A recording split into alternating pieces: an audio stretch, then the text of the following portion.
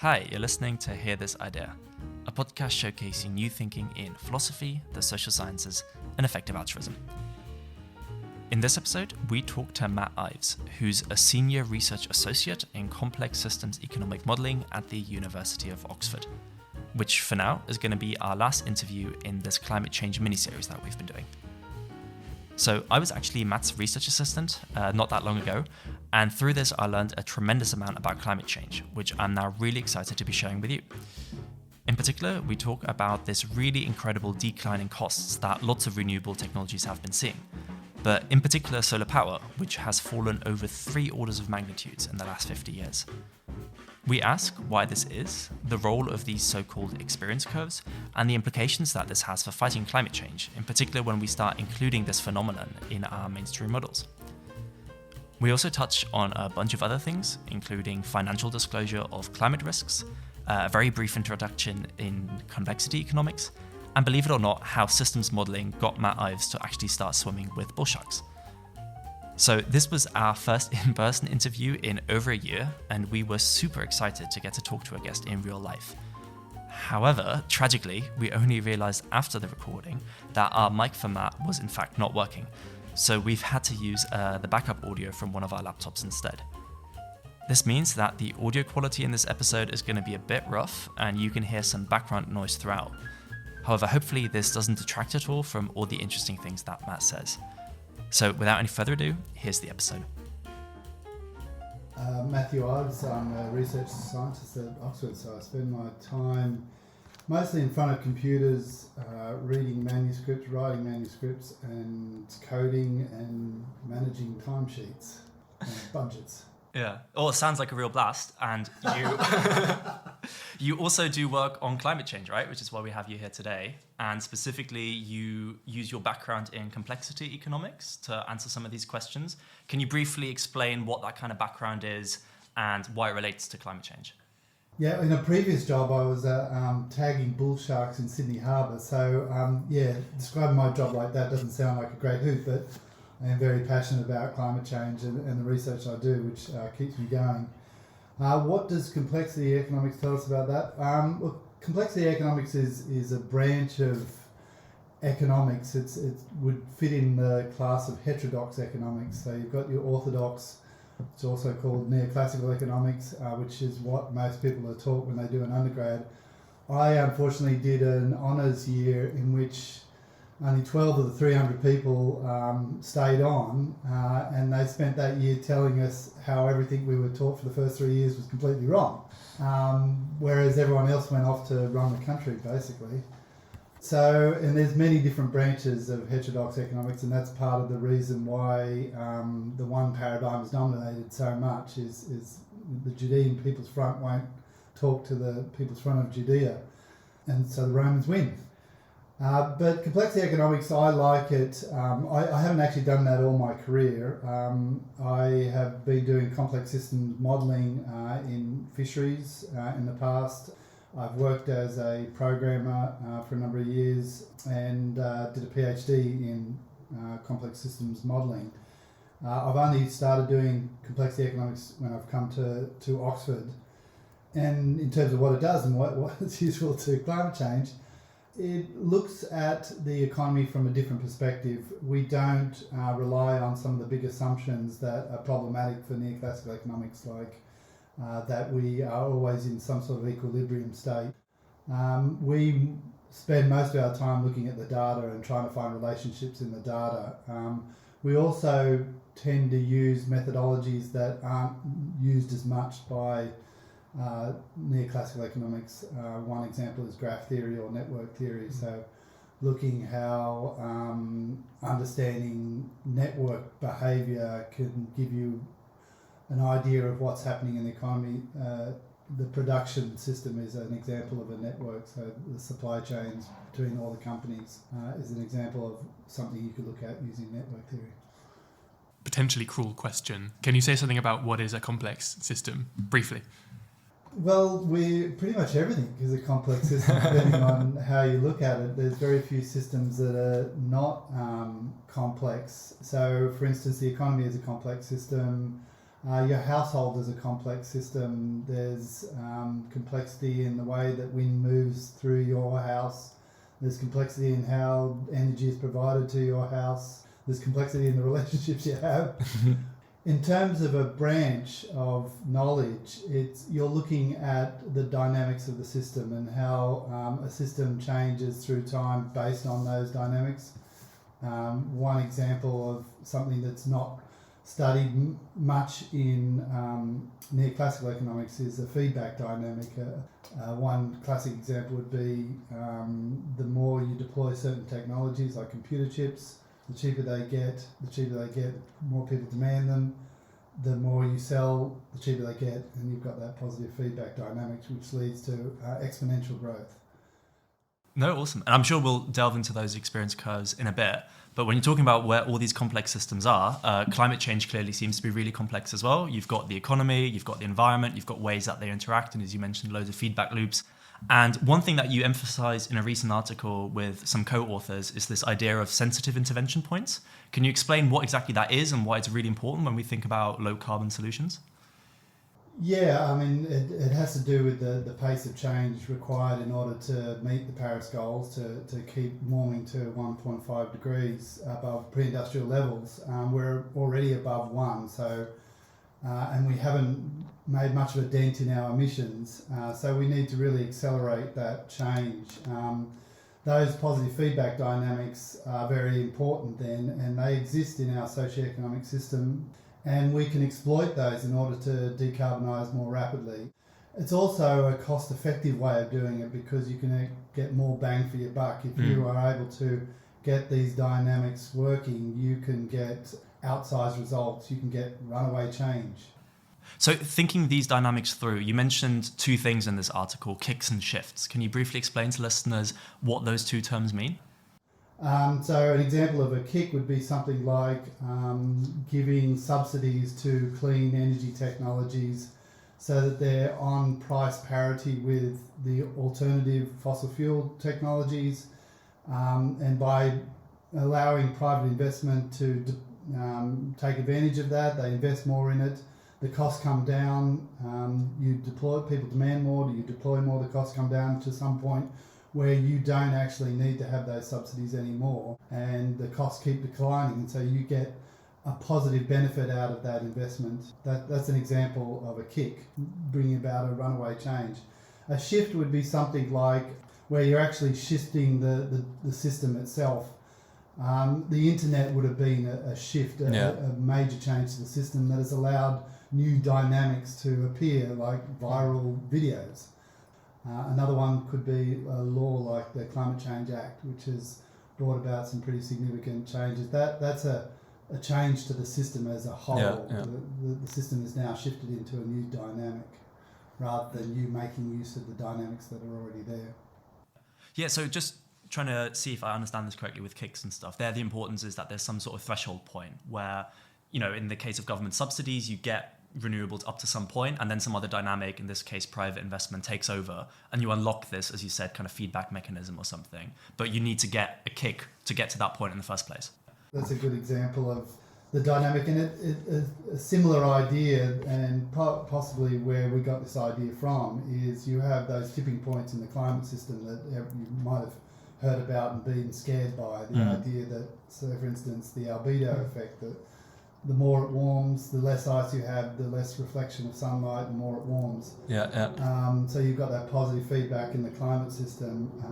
We're looking at similar elements, and so when that albedo effect gets to a certain tipping point, it's generating enough warming to keep reducing the amount of ice, and you get a positive feedback. Yeah, one thing I'm wondering is whether all positive feedback loops are kind of runaway in the kind of worrying sense. I'm thinking of, holding a mic up to a speaker. If it's close enough, you do get this feedback.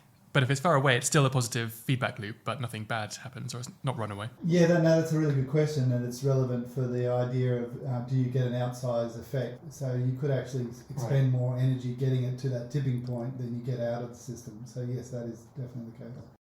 Okay, let's talk about renewables and solar specifically. Can you say something about exactly how much cheaper solar is now compared to a decade ago or 2 decades ago? And also how that stacks up, how that compares with other sources of power? Yeah, so the numbers are pretty staggering. When they first started using solar panels and they put them up in space, that was a niche market, to say the least. The governments were in a space race, Russia and US, so they had oodles of money to spend on this political battle. If you had to put solar panels on your roof when they first started, it would have cost you about $1 million to put solar panels on your roof. The costs have come down from that point around about 5,000 fold. So in the last decade, it's been going down for about, the cost could be declining about 10% per year. Which begs the question why people are buying them now. If it's been so consistent, and it has for decades, wouldn't you wait just a couple of extra years to buy? Wouldn't that always apply? Maybe not always. We have not seen any evidence that it won't. But the key point is that it's based on cumulative deployment, and we'll get to that, I'm sure, about Wrights Law. So at some point, you've got half of the world's energy system supplied by solar. You can only double that one more time. There'll be certain decommissioning of old stock, but there's a natural end to how much you can deploy. No, but we do need early adopters. We do need. I mean, they're the heroes of this story because there's some people. There's one up the road here. She put solar panels on her roof 20 years ago. And God bless her for doing that because we needed people doing that. And like EVs too, we need them to be sexy so people pay more for them. Say something about electric vehicles and the battery technology, because it sounds like a very similar story there as well, with costs going massively down. Very similar, very important story too, because batteries are going to play a huge role in us getting more renewables onto the grid. And batteries are coming down at quite a rapid rate, more than solar, so more than that 12%. I don't have the numbers off the top of my head. And so, your chances are we're going to have very cheap batteries and we're going to be using them a lot. You're probably going to have your EV mostly charged because there's going to be so many charging places everywhere. Your battery is also going to be connected to the grid. It's going to be smart so that you can sell storage capacity to the grid. It's a brave new world we're heading into. Yeah, and just to give like a sense of scale, I guess, I remember seeing a tweet from Max Rosa a couple of days ago that the newest battery that a Tesla now uses, like to get a battery of that kind of performance back in the 1990s would have cost $500,000. And today is 14,000. Like it's just an insane drop in price. So the UK government has done their own numbers and they basically think EVs will be not only cheaper to own, they're already close to that already because it's cheaper to drive them, but also cheaper to buy within 5 years. And you can imagine that's your tipping point right there. It's artificial at the moment because we're subsidising them, but we're going to get there fairly soon. So within 15 years, I wouldn't be surprised if they dominated as the mode of transport for small vehicles.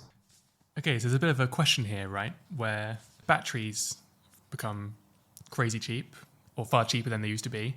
So as solar, you get these kind of exponential declines in cost. And the other example this makes me think of is computer chips, which you mentioned as well. But other technologies, even kind of sources of power, aren't becoming cheaper in comparable ways. Like fossil fuel isn't much cheaper today than it is 30 years ago or much longer. So what's the question?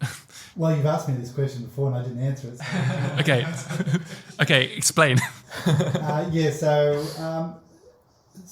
Shockingly, most materials out there haven't changed their costs, inflation adjusted through time. We don't really understand why, I don't think.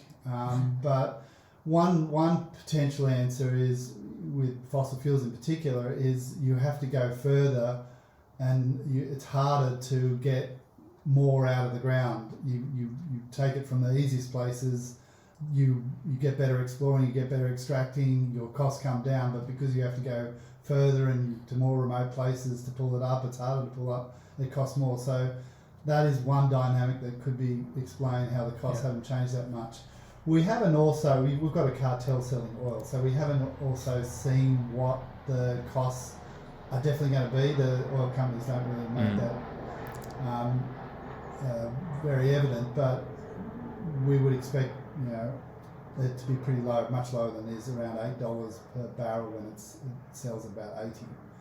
But even then, renewables will get cheaper. There'll be certain places in the world where, like Saudi Arabia and Australia with coal, it might be cheaper for some time now. But I mean, is there some worry that one reason fossil fuels haven't become much cheaper is just because they haven't faced much competition until now-ish, and you might expect there to be a kind of rush towards actually driving down costs? Yeah, that's definitely the case, but I would definitely expect the fossil fuel industry to fight back, and at the moment they've been doing it through political interference and so forth to maintain their high costs. But with policies changing, court rulings, most recently Shell being told to reduce their emissions by 40% by 2030 by a Dutch court, that's pretty huge.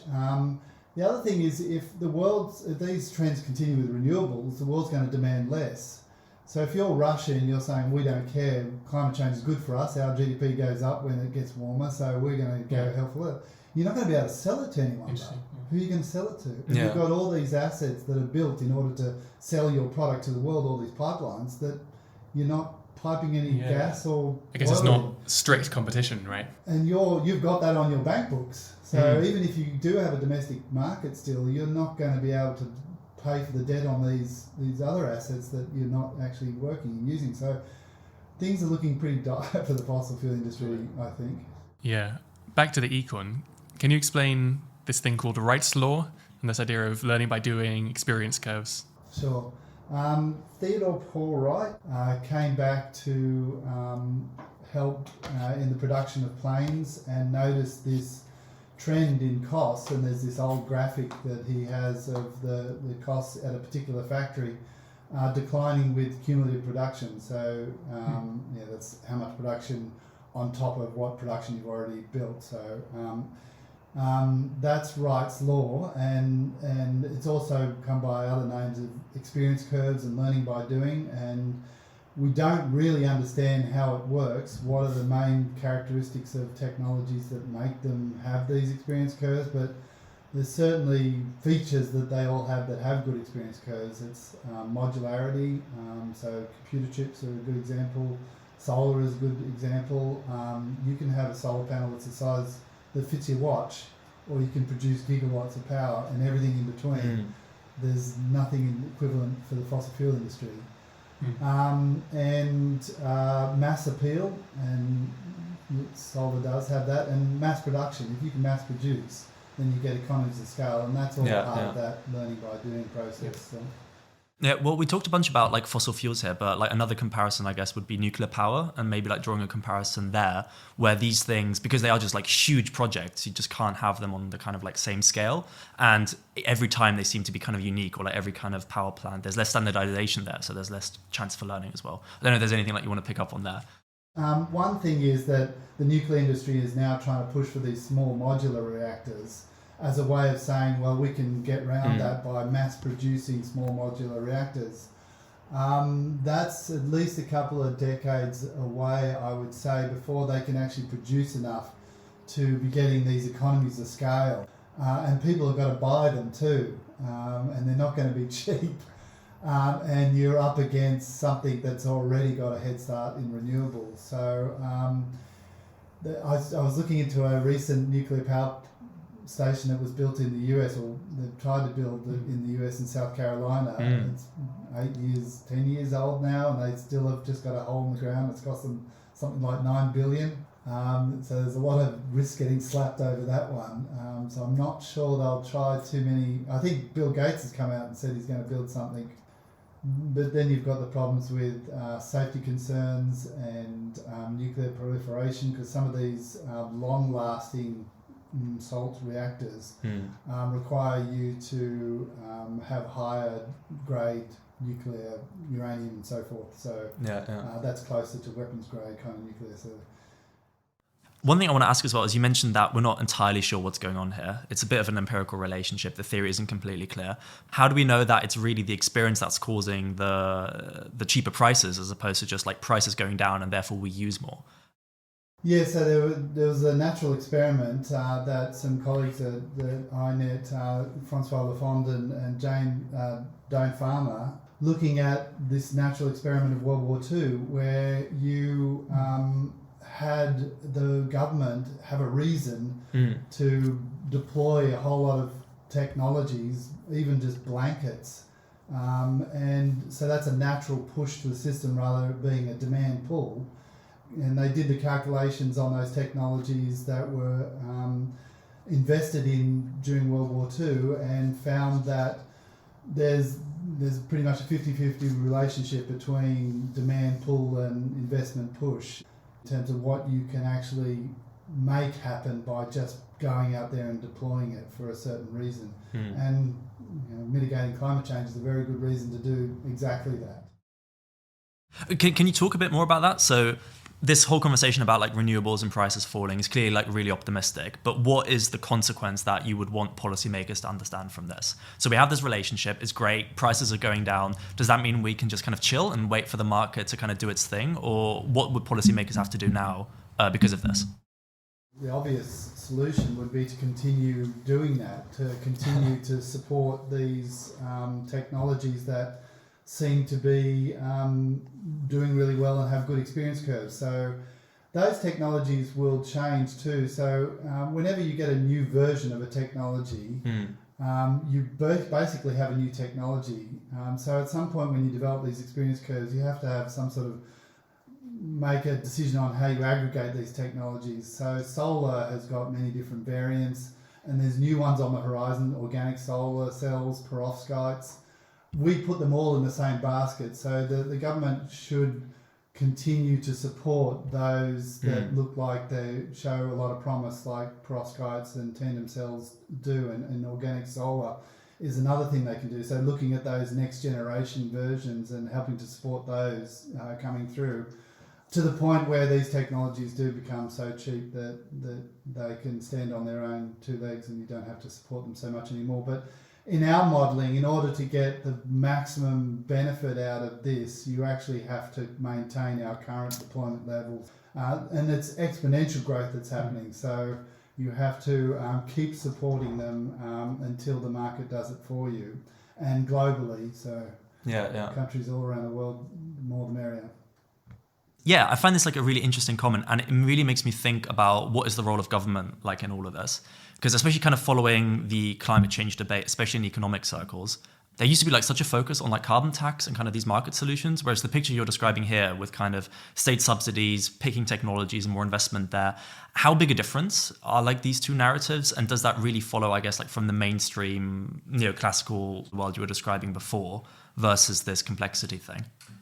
Quite possibly, because what the neoclassical models are good at is showing you what happens when you've got a static environment and you change something like a carbon tax, how the system might react to that carbon tax. So it's a marginal change, but what we're talking about here is a transformational change, a non-marginal change to the system, and you kind of need to look at the problem a bit differently and through different lenses.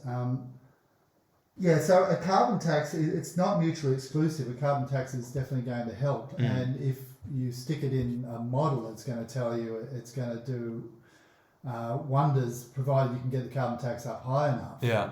And you can be selective on where you put that carbon tax and you actually get more bang for your buck if you just put it on fossil fuels or energy generation. But you wouldn't have got what happened with offshore wind in the UK with a carbon tax. I just don't see it happening. We had a carbon price that was higher than the EU, and it was actually seen by government as a bad idea. They were trying to stop themselves from doing it. But they had an obligation to the EU, and so they went ahead. So there is something to be said about strategic investment, and particularly in those technologies that show these good experience curves. Because then you get these runaway benefits, these exponential decreases in costs with deployment. Okay, so we have these declining costs in renewables, solar and wind specifically.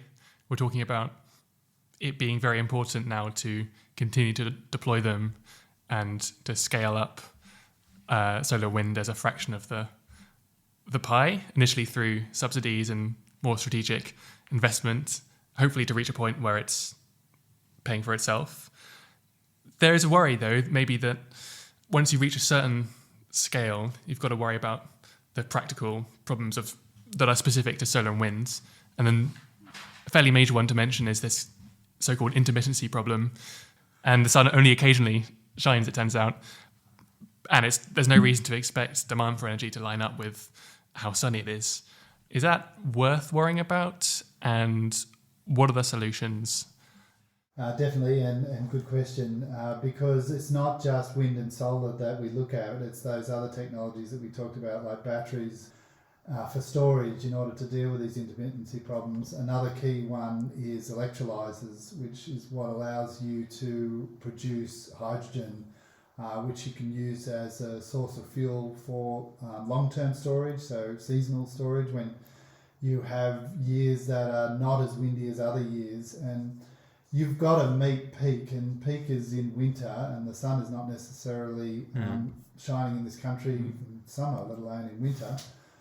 So you've got to be able to have enough storage on hand to be able to meet those peak periods. And in some years, you're going to produce less because you didn't have as windy a year. So you have to account for those gaps in the production of energy and store it. And electrolyzers are coming down in price, fortunately, at a rapid rate.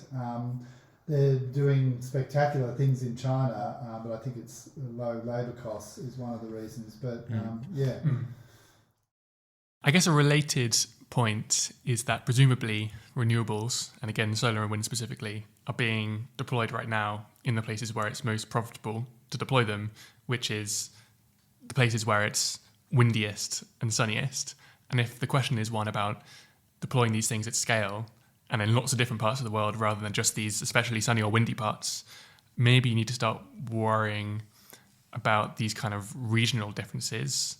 And I guess the question there is whether the kind of measures of just costs for installing these things from right now are an especially good indicator of how expensive they're going to be to deploy much more widely, and maybe we're being misled there. So a similar problem to what fossil fuels, that feedback dynamic, that it's harder to get more energy out of the system. That is definitely going to be a problem down the track, but at the moment it's not, in part because we're not actually doing that. We are doing it in individual countries, so the UK is putting their wind farms where they'll get the most energy out of it. But the world is not doing such a good job. There's plenty of places in the world that have huge wind resources that probably won't take advantage of them for quite some time. Russia being a good example.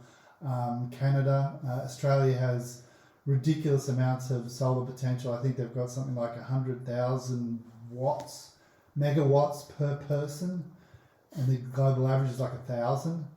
So you could pretty much power the planet from Australia if you wanted to, and we're not taking advantage of that. We've also got cheap coal and unfortunately some pretty powerful lobby groups that keep the governments sticking with coal. But solar is growing rapidly there too, just from community efforts.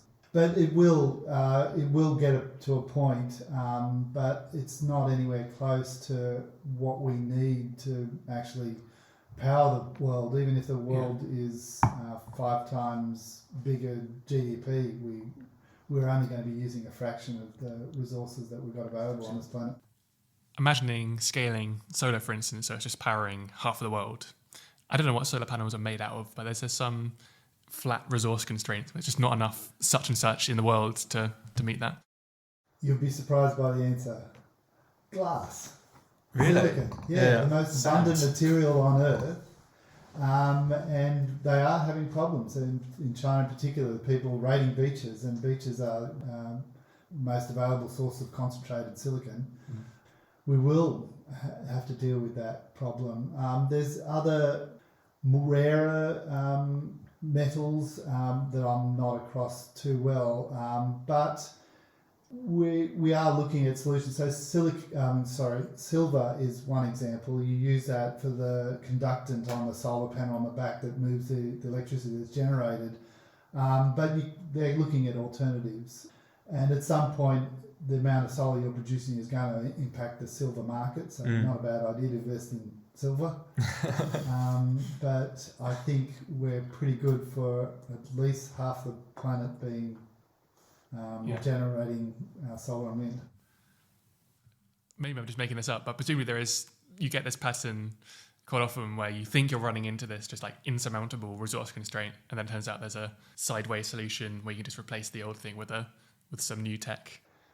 You're probably going to get to at some point where we're going to talk about models and how people have modelled this transition. I'm a modeller myself, and I know it's far easier to model problems and barriers, and we do that. We put those in, but we don't put in human ingenuity. We don't put in all these solutions that we haven't even thought of yet. Yeah. And we do a very good job of it. And that's why experience curves are actually really quite powerful, because they include those barriers being overcome by solutions through time and the rate at which we're able to do that. I'm just trying to think of, so it's a graph of projected costs for solar over time versus actual costs. And it's just like constantly underestimating the progress, right? Presumably because it's just easier to model things given the like current constraints, but it's not how the world works. I'm told there's no conspiracy going on, but there is definitely a consistency in their bias that if it was purely random error, they would be too optimistic a couple of times at least. But they're always pessimistic on the costs of solar and wind. And Luca did a bit of work around the floor costs as well. So in order to deal with these dynamics in the models, because these feedback dynamics don't work well in optimization models. They're hard to deal with. You put in things like those floor costs in order to stop the system from just completely switching over to these technologies. Right. And those floor costs were broken through half of them already that are in the models that are being used to inform policymakers. And we'll include like graphs in the write-ups for listeners who want to like actually see what we're talking about. Yeah, so I definitely want to talk about models, and we'll do that like I think in 2 secs. One question I want to ask just before that though is this kind of like big picture idea of how we should be approaching different technologies. And we've been like talking to a couple of other people involved in like climate change research or kind of activism as well. And one of the lessons that was like really emphasized was this importance of kind of diversifying options and really keeping every technology on the table. Climate change is such a big problem. We don't know which technologies will kind of be the ones that really win and which help. And it's important to just, kind of diversify. And I definitely share that intuition, and it seems really convincing. But then there is some tension here, right, with this kind of Wrights Law or experience curves idea, where there are economies of scale, where sometimes you just really have to invest in one technology to really get it to pay off and to get it to be cheaper and to get it to improve. And, I guess when people are making policy, finance and resources are somewhat limited, and sometimes you do just have to make a trade-off here and choose to invest more in one as opposed to diversifying in others. And I'm just curious what your kind of take on all of this is. I know it's a huge question, but how do you kind of square those two different intuitions, both of which seem really convincing to me, and I have no idea where that kind of balance is? Well, I haven't done this research, but it's Dan Farmer again and another colleague, Rupert Way, and you've characterised it really well. You do have both those dynamics, but the more you invest early on in these winning technologies, the more bang for your buck you get out of it. So there's these outsized benefits from particular investments. So you don't want to put all your eggs in one basket. Yeah. But you don't want to spread your money too thin. So you have to find a sweet spot between those two dynamics. So both intuitions are right, and you've just got to somehow find a solution to find a middle ground. I guess that is the problem for policymakers, is to know which one are the winners and which ones aren't. Yeah, but that's the great thing about, once again, the experience curves. It's like I'm a salesman for experience curves. Is that once you get enough information, enough data, they are actually amazingly consistent through time. And it has been shown for a number of different technologies right across the sphere. Ethanol, chemical productions, genomics, as I mentioned before. Yeah. So, and once you get enough experience with them, you can actually pick which technologies are going to work. So you've got to get them to a certain point where you understand the dynamics. Yeah. But there's also, as I mentioned before, certain characteristics of some technologies that make them good candidates for good experience curves. As I mentioned, modularity and that's one problem with one of the big alternatives that a lot of these models have, which is carbon capture and storage. So that's taking the flue gas out of the power station and purifying the CO2 and sticking it underground. That's a big, massive piece of kit that you've got to add on to every power station. So you're not necessarily going to get economies of scale. They're pretty much built bespoke for every power station. They're not modular. They're not small pieces of equipment. And you've got to have mass appeal and mass production. Neither of those really apply to carbon capture and storage either. So that doesn't look like a technology that's going to come down much in cost. It will come down some from early phases because we'll learn how to do it, and they are learning. But it'll be quite slow, if at all. You've talked about potential guidelines for disclosing risks from climate change. Can you say something about what that means? And if that's not enough, can you also explain what people mean by stranded assets and transition risks too? Following the global financial crisis in 2009, there was a body set up called the Financial Stability Board, which had some big heavy hitters on it, like Mike Bloomberg and Mark Carney from the Bank of England, former Bank of England. They have recently come out and said, well, there's a similar sort of storm brewing in climate risk. And that is that all the countries and companies around the world will be exposed to more and more risks from extreme weather events, storm surges, sea level rise, and they are not being accommodated in an evaluation of a stock's future earnings potential. And that determines their market price. Their market price is basically determined based on their future earnings potential, as you can imagine. And if you're paying all these costs from all these extreme weather events, then your market price should be lower because you're not accommodating that material risk within your evaluation of their returns. Another source of that risk is the transition risk, which is the risk associated with us transitioning more quickly than people think we will. And these renewable trends suggest that that is likely to happen because in our modelling, we just take current trends and project them forward, and most of the fossil fuel industry is gone in 2040. So you can imagine there's all these assets out there that are on people's books that are supposedly earning lots of money, and fossil fuel companies that are selling lots of oil and gas, and they have those on their balance sheets that are not worth what they're saying they're worth, $80 a barrel, which they're not. Just to clarify, so is the idea that the fossil fuel companies know about these risks, but they're not internalizing them, and they kind of should be because these are like costs they're imposing on us? Or is it that they're actually just, there are these risks and they're just like, ignorant of them? No, I wouldn't say they're ignorant of them. I think some of the early research on climate change actually came out of some of the big oil companies. No, they're definitely not ignorant of them. I imagine they're quite scared of them. If they know what they're doing, they should be. And that's why they put so much effort into lobbying efforts to try and stop these transitions from happening. But it's going to be pretty hard for them to stop renewables now because the technology is already getting to the point where it's going to have its own feedback dynamic, and there's very little they can do to stop it. I can't imagine they would want you to know that they've got that risk in their market value. Interestingly, I think that if anyone's ignorant, it is the financial markets that are ignorant or very optimistic about what the fossil fuel industry is able to do. So the idea is just, look, fossil fuel like stock prices are kind of surprisingly high if you really take the risk seriously. So Shell just recently were told, did I mention this already? Yeah, but say it again. Shell was told by the Dutch courts that they have to reduce their emissions by 30% by 2030, 40% by 2030. That's a massive reduction in the sale of oil from this company. So that their market value is based on how much of that oil they sell into the future. And in the next 10 years, they're going to reduce that drastically. Their stock price has not fallen since that court ruling. What's going on there? I don't know, to be honest with you. Either the ruling has, my colleagues tell me the ruling has some components to it that are a bit dodgy, so I imagine they're going to appeal. And so what is the stock market doing? Are they thinking that appeal is going to work and that it's never going to happen to another fossil fuel company? Yeah, I don't know. Nice. I'm surprised. Well, we've got two pieces of investment advice: buy silver and short Shell.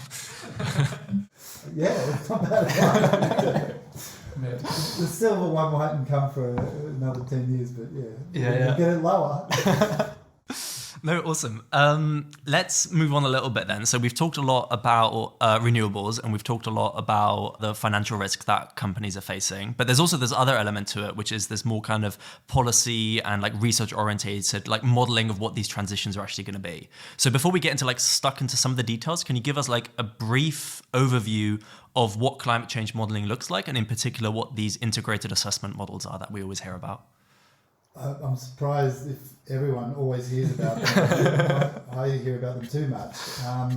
They're the models that were built around the world by various scientific organisations to provide decision makers, the IPCC, the Intergovernmental Panel on Climate Change, with advice around climate risks and also climate mitigation pathways, so how to deal with those climate risks. They have many components, and that's why they're called integrated assessment models. They have an Earth system, so they look at the climate system. They also look at the economic system, and they have energy system models. They also have land use models, because land use change impacts on emissions.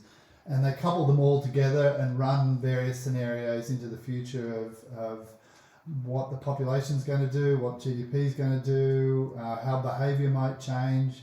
All these things they're going to try and put into the model to see how that might impact on our emissions, and also what policies might be most effective in reducing those emissions and how much might it cost to do that. The main advice that they generally give is they're used to provide a level of understanding around the uncertainty of the challenge ahead, and they do a reasonable job of providing that information. So you get this huge fan of possible futures of what emissions could do depending on all these different factors, and you can use them to look at what factors are most important in terms of their impact on those emissions and so forth. What some of the main ones are used for also is the costs of these mitigation pathways, which we would argue they're not doing a particularly good job of because of the way they're characterising some of these technologies. Can you talk a bit about like why that is? And in particular, I know the DICE model has become like a bit more kind of prominent for some of the things that is kind of overseen. Can you talk about like why that is? So there's two different types of integrated assessment models, unfortunately, to make things confusing. There's more somewhat simpler models that are used to determine the costs of climate change. So these models have a replica of a climate system, and that climate system will impact on the economy and reduce the economic growth of the economy. And so you've got a feedback between the economic damages and economic growth. DICE is an example of one of those. Bill Nordhaus got the Nobel Economics Memorial Prize recently, and he's the author of that DICE model. And it has received some criticism, and quite rightly in a way, because one of the conclusions out of that original DICE model was that 3.5 degrees of warming above pre-industrial levels is some sort of optimal. And I don't think there's too many physical scientists out there, atmospheric physicists and climate scientists, that would agree with that. 3.5 degrees is actually catastrophic, would be what they would say. So for a model to tell you that's some sort of optimal level is problematic. As I said, there's another lot of models, which are the bigger integrated assessment models that are used to map out these pathways. They don't actually have that feedback dynamic where climate damages impact on the economy. So they have scenarios that go up to 6 degrees with the economy growing at 5 times what it is now. Without any feedback dynamic whatsoever. So that was considered the business as usual scenario. Now it's considered the worst case scenario. Yeah, can you explain a little bit maybe about like what that even means about like optimal warming? Like what are the kind of costs and benefits that the DICE model or other models would be weighing up here?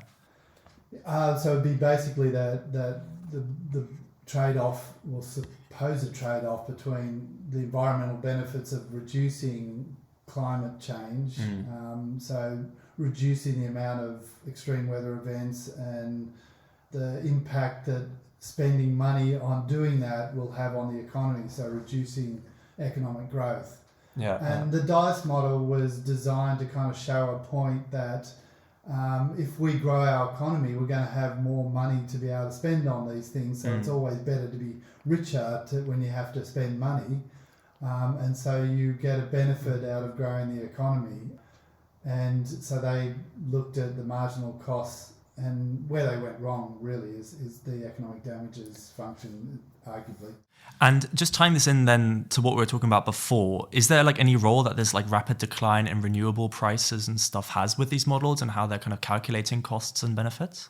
We would argue you could get these experience curve, at least the outputs of experience curve model into these integrated assessment models, and I would really like to see that happen because I'm pretty sure they would come up with radically different answers to what they've got. So there's basically this really exciting part of the solution space that these models are not investigating. And part of the reason, as I said, is that feedback dynamics, they're difficult to model in an optimization model. Particularly one of these big, they're beasts. Like I've managed big models and they are a lot of work, and there's no one person that actually knows how the whole thing works. So there's whole teams behind it, and if you need to change anything, that's a huge undertaking. So people have attempted to try and incorporate experience curves in, and surely enough, if they put in some of these costs in for renewables, they find that they dominate and they lead to at least as cheap a world as any other solution. So, but it just hasn't been given as much airtime as it needs to. Yeah, I think you've answered the question I was about to ask, which is, given how complicated these models are, presumably you have some impression of the kind of direction of change you would get if you plugged in the experience curves into the models, and presumably that direction is renewables turn out to look a lot better than they look currently. Yeah, so the International Energy Agency actually has taken their updated, yet still pessimistic cost forecasts. Because the costs are so low now, even though they haven't changed the slope of their function, they have started at a very low level now, that it is globally starting to reach price parity with fossil fuels. So they have a new scenario that looks a lot better, a lot more renewable, something like 70% of the world's energy is provided by renewables in 2050 in that model, and they've never had anything like that before. So yes, you would definitely get that result if you put in those experience curves. And when we're talking about these integrated assessment models, presumably they have some kind of weighting of the likelihood of different outcomes. And at the tails, there are surprisingly good outcomes, which are not really worth worrying about. But also at the other end, there are, especially bad outcomes. And then there's also presumably just some uncertainty about the model itself, which you've talked about. Maybe it's missing something fairly crucial, especially on the climate modelling side. How do the models kind of think about that, and how are those uncertainties and the tail risks, how are they like communicated from the kind of modelling to policymakers, for instance? Well, I'll talk about the financial markets first, because much to their chagrin, these models don't actually provide any information about probability. And if you do want to know what climate risks you're facing, you need to know, risk is likelihood times consequence. They can give you an idea of the consequence, but they can't give you an idea of the likelihood. And part of the problem is... That seems surprising to me. There's like no indication of this is like this is kind of the default expectation. This is a kind of So you could talk to someone like me, and I could give you an opinion, and I'll be happy to do that. But if you talk to the atmospheric physicists like Professor Miles Allen, he'll tell you that those climate models have no probability associated with them. They're just projections into the future of certain scenarios. And they've put scenarios behind them that you can say you believe one more than the other. So there's a scenario called the rivalry scenario where countries kind of go it alone and they don't cooperate on climate change, and so it costs more to mitigate climate change in that scenario. There's a sustainability one where people cooperate more, people have less babies, people change their behaviour to reduce the meat they eat. But who can put probabilities Sorry, on it? I think I'm misunderstanding. So there are different things you can put probabilities on, right? One is just given some kind of setup where you have a certain amount of emissions and so on, what's the likely, just the kind of the climate modelling, how does this play out over the next half century? Presumably you have some like probability weighting where it's like, here are the tails, here's how certain we are. And then you have the question of like, okay, which setups are actually most likely? Like what are people going to be doing? So some people have taken the fan of all these possible futures and put them into a distribution and said, well, this is our distribution of possible outcomes. Yeah. But there's not necessarily any scientific credibility to doing that. When you get to the mitigation scenarios where you're actually having a global carbon tax, you can have an opinion on how likely it is to get a carbon tax up to $100. So you might want to put a probability to that. So when I was talking about the financial institutes, I was saying, well, so what do? The ones that are trying to take on climate risk and put it into their analysis, what do? Well, they pick a scenario. They just choose one. They choose one they feel is a likely scenario, and they choose a counterfactual.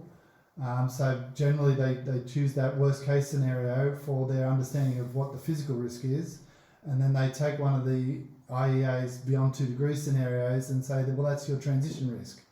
But that's actually quite a surprising amount of difference between those two scenarios. I mean, fair enough. It's quite a lot to ask to make calls in the model about how likely the scenarios are. It's a very good question, because I was actually surprised to find the answer to that is what we do have with the modelling that we're doing in INET is probabilistic cost forecasts, and that's something that's new and different, and you do have a certain probability associated with the costs of these technologies and how they might change through time. And you could argue that they give you some indication of how trends might play out. And so that makes the worst case scenario seem less likely, given that our modelling just uses current trends and projects them forward. Yeah. And that ends up with a decarbonised world and electricity a lot cheaper. And you can imagine once that dynamic starts rolling on, that seems like a more likely scenario. But that's as close as you can get possibly, and it's my opinion ultimately. I guess there's some very vague point to make here about complex systems is that you don't have like nice smooth distributions over likely outcomes, right? You can get some very bizarre looking distributions out of a complex system. The other problem is that because the system is changing, we can't collect enough data to know actually what system we're in. So you would need about 100 years of data to understand what the climate system looks like now. Because it's changed in the last 100 years, we'd have to have stabilised temperatures, then have 100 years of history to know what we're dealing with now. We're only dealing with models now of what we think it is, based on what it was before, that we do actually have history on. So it's kind of scary when you think about we don't actually know what we're doing to this system. So there's a question I want to ask, but before I ask that, I just want to parrot a bit what you two have been discussing, just to make sure I kind of understand what's kind of going on here. So when somebody asks, what is the likelihood that we'll meet the 2 degrees Paris target? That is obviously a really, really hard question to ask, because that really depends on what governments do, how the economy will grow, how population develops, and then all the climate kind of science stuff as well.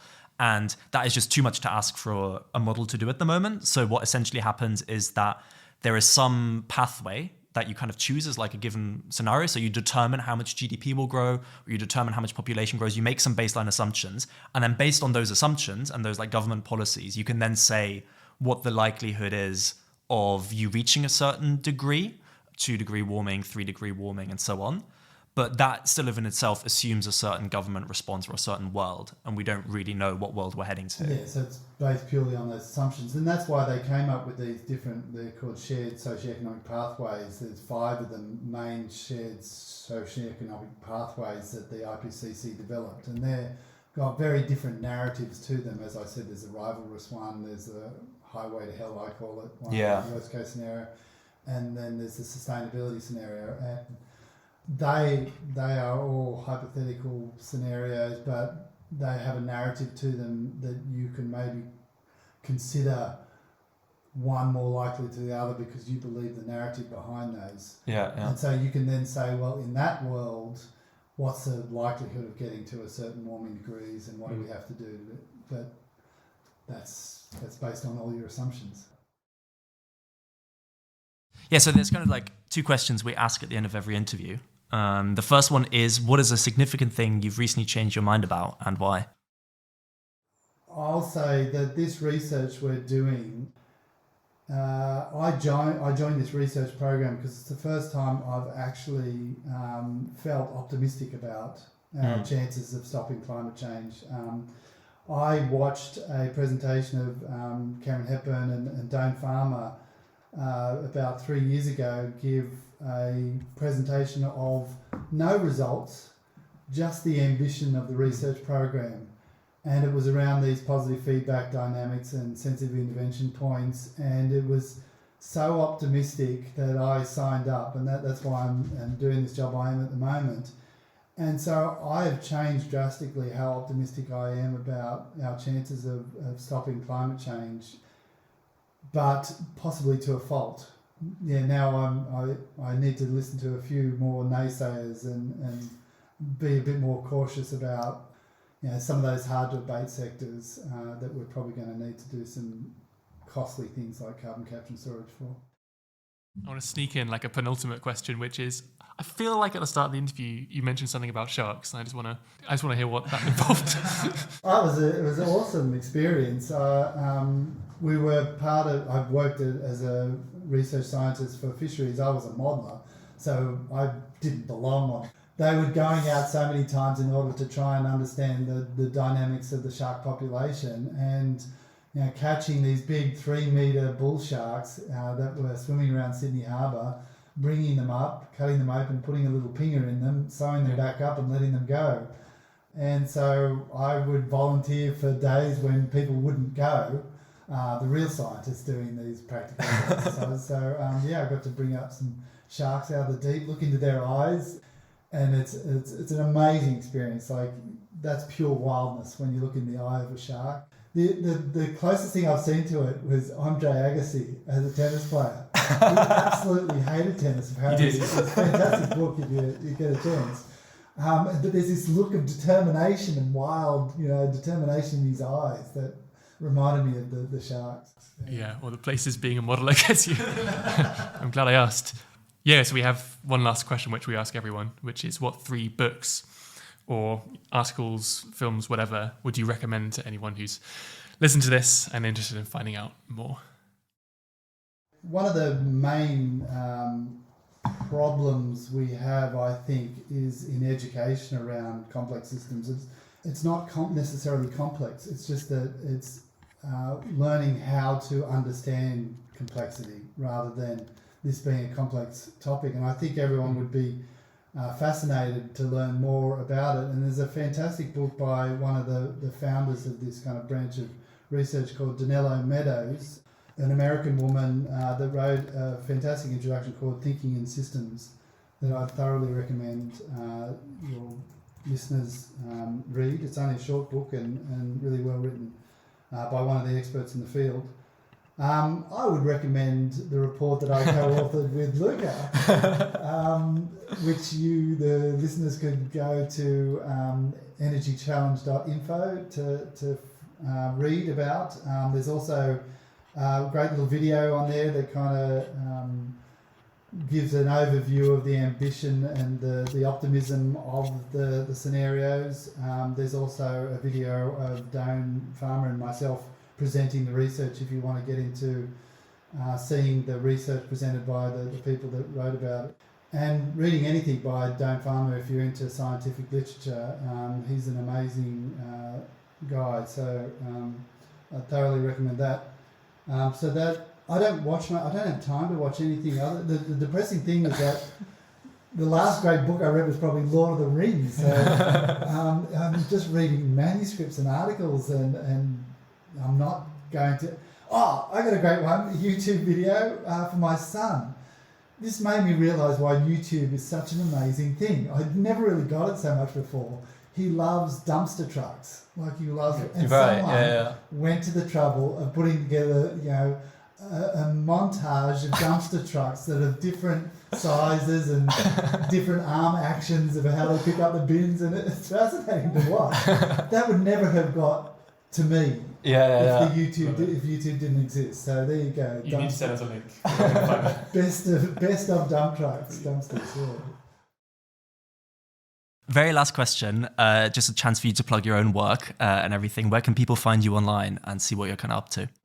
So that website I plugged before, energychallenge.info, has that latest report, which is around a lot of this stuff that we're working on. Or you could go to the Oxford INET website, inet.ox.ac.uk, and I'm Matthew Ives, and you can plug my name in, find me on that. Awesome. Matthew Ives, thanks so much for coming on the show. Thanks, that was wonderful. I enjoyed it. That was Matt Ives on solar power and energy systems modelling. As always, if you want to learn more, you can read the write-up at hearthisidea.com/episodes/Matt.